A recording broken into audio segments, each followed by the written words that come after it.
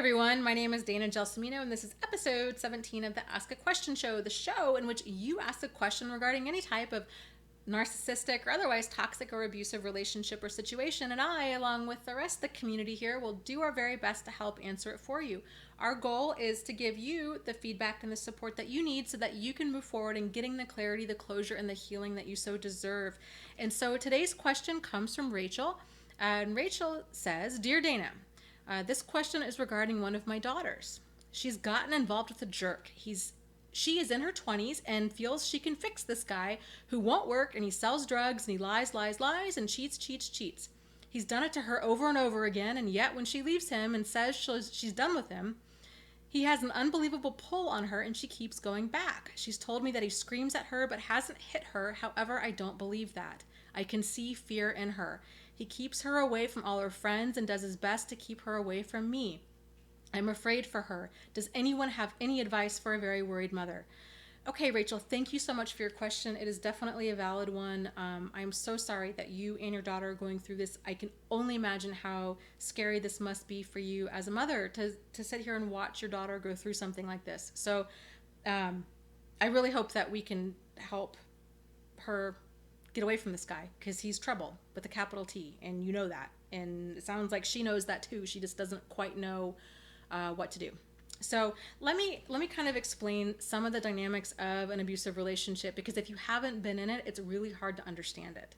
So abusers use the number one technique that abusive people use in gaining power and control over their victim, and maintaining power and control over their victim, is isolation. And they isolate in a number of different ways. And they isolate physically, by moving the victim, either away from friends and family, or insisting that they do not see their friends and family. Again, you see this a lot with cults. It's kind of the same dynamic as, different types of cults out there. They do this financially by cutting off the victim's access to money. Taking financial control over the household. They do this psychologically and emotionally, by saying, kind of planting this whole "it's us against the world" kind of thing, or "I don't want you seeing your friends, they're no good for you," or "your mom just doesn't want us together, and we're in a relationship, I love you, people just don't get that, they don't get me, but you get me," and this kind of, again, it's like this us against the world mentality that toxic people do to kind of spin this web around their victim. And then their victim tends to be a really nice, normal, decent, caring, compassionate person, male or female.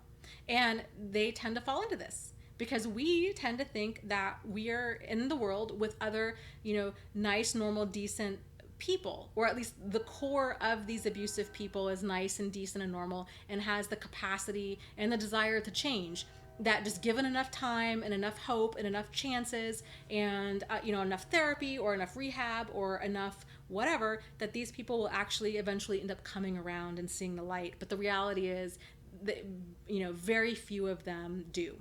And so that's kind of the isolation. So how do you combat isolation when you have a loved one that's going through something like this? One of the main things that you can do is keep communication open, and because that's, like you said, it's one of the first things that tends to go. And then once that victim's totally isolated, it's really difficult to get away, and it's the mind games that they're playing, because they're blaming a lot of their behavior onto the victim. It's sort of the classic, look at what you made me do, is what abusive people tend to project onto their victim. So if they do hit them, it's sort of like, well, it's because, damn it, the house wasn't clean, or I told you I don't want you talking to those people anymore, or I'm stressed out at work, and that's, and then I come home and it's nothing but nag, and that's why I had to hit you. So again, it's that whole look at what you made me do. It's the blame, it's the guilt, it's the there's no accountability for most abusive people, if not all abusive people. There's really no accountability of their bad behavior. It's always somebody else's fault all the time. And so when they're cheating, it's always, oh, well, she threw herself at me, or, oh, we were in a bad fight and I didn't know where we stood, so I thought, I would go run around and sleep with all these different girls or guys or whatever. So there's always like this explanation for their bad behavior, but none of it is ever, they never fully sincerely own it. So keeping communication open, they isolate them that way. Keeping communication open, letting her know, you know what, hun, you can call me anytime, you can email me. If she kind of seems like maybe she doesn't have access to her phone, which is not uncommon, to say, you know what, I'd be more than happy. I'm going to buy you a phone.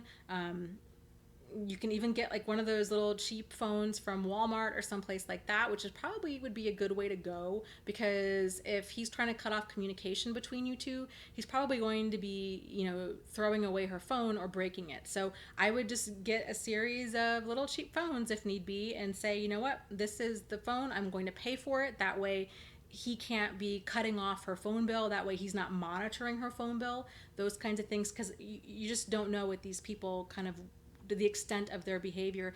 If and it tends to get worse, it never tends to get better, really. So, and my whole approach with these people in general is to plan for the worst and then hope for the best. And so that kind of, so keeping communication open. And real quick, so another part of keeping communication open is realizing that she probably has a lot of guilt and shame and embarrassment about being in this relationship, because it is toxic. She knows it's not good. She doesn't want to admit to being hit. Nobody wants to admit that.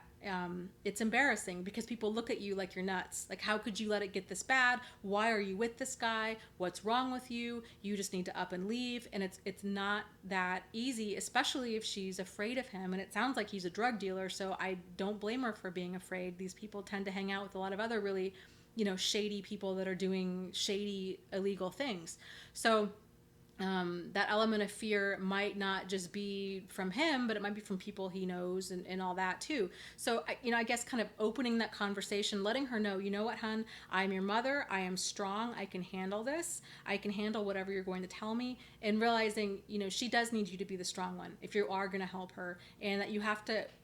When I was working at the shelter, and now I'm a nurse, as a nurse, we call it nurse face.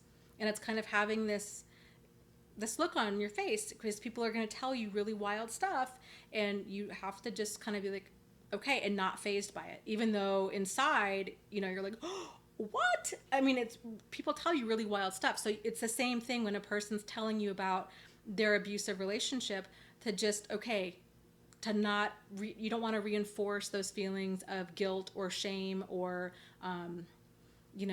embarrassment. So just, okay, this is what's going on. Okay, sounds like we need to get a plan. Okay, and then that's kind of the third part to it is, getting a plan. And the biggest thing that victims and advocates for victims can do is anticipate. That's really the number one thing that we can do is, okay, these people, what kind of behaviors are you experiencing? What kind of behaviors do you think they're capable of? Let's develop a plan to, again, plan for the worst, hope for the best. So if he's potentially violent, what do you think he might do? Does he have access to guns or knives or weapons? Do you think he would use them? Do you think he would follow you to my house? Are you okay with going to a shelter? With domestic violence shelters, this is called a safety plan. You might not want to use that terminology with her, because people don't like the word victim. Nobody wants to be a victim. People don't like the word abuser or abusive relationship. Their defenses go up. They don't like the word safety plan, because that implies that they're in an abusive relationship. So you have to really kind of be careful too, I think, with the different words you use, and maybe use the words like bad relationship. I know it sounds like you're minimizing it and it's not maybe taking it as seriously as you should, but what happens is if you start using really emotionally charged words like victim, abuser, safety plan, things like that, the victim can then start to justify things, and they do, and we do. And those of us that have been through it, this is what we do, because it's relationships. Any relationship is never 100% bad. And so if you start to point out, well, he's abusive and you're a victim, then she's going to start telling you all of the good things about him. And she'll say stuff like, well, but I haven't told you all the good things about him. And he's really great with his nephew. And he loves his dog. And he's really funny, and blah, blah, blah. And she'll start to justify things. And in turn, she's going to start talking herself into all of the reasons she should stay. And that's kind of what you want to avoid. So using, kind of match her terminology. So and that's a good way to do it. So if she's calling it a bad relationship, then you call it a bad relationship. If she's calling it he's being abusive, then you're going to start mirroring her language. So you're not making it less than what she thinks it is, and you're not making it more than what she thinks it is. I hope that makes sense. And so again, developing a plan. So kind of like the what a safety plan looks like is getting copies, ideally originals, of all important papers out of that house, getting clothing, at least a few changes of clothing out of that house, getting a plan if they have pets together, getting a plan for the pets. Who can the pet stay with? I kid you not. I have worked with so many women who did not leave an emotionally abusive or physically abusive person because they had pets, and they didn't want to leave the pets because they were terrified what they would do to them. And understandably so. I mean, So to get a plan for the animals, to get a plan for okay, if their bank accounts are commingled, okay, can you put money into a different account? How would he react to that? And kind of where could you go? And if you were to come to my house, do you think he'd come looking for you here? And all of these things, and to kind of just troubleshoot and let her know, you know what, there's no pressure for you to act on this. When you're ready, if and when you're ready to leave, let's just get a plan. No pressure. Because on average, it takes victims 7 times before they actually leave an abusive relationship or toxic relationship or bad relationship before they leave for good. And so she has to kind of find her own rock bottom. I would also strongly encourage you, give her, if you're coming across resources on the internet, my YouTube channel, my website, there's lots of other fantastic YouTube channels out there, and resources, to give her those links and just say, you know what, I came across this. I highly recommend, you do this, or just check it out. Just check it out. No pressure, that kind of thing. So that can maybe help her. That's kind of my advice to you. And I will be really curious to know what the rest of the audience has to say. And please keep us posted. And we can go from there. And I will post a link down to my forum. This is something that, you as a mom are more than welcome to join and to ask questions on an ongoing basis to anybody there.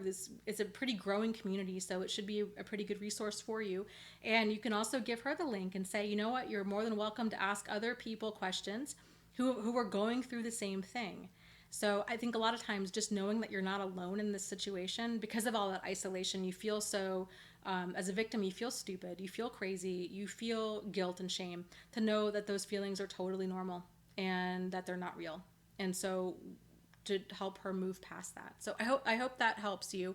And if anybody else out there has any questions, comments, concerns, frustrations, ideas for videos, insights, you need some support, you just want to say hi, please let me know. I love to hear from you guys. Contact info is down below.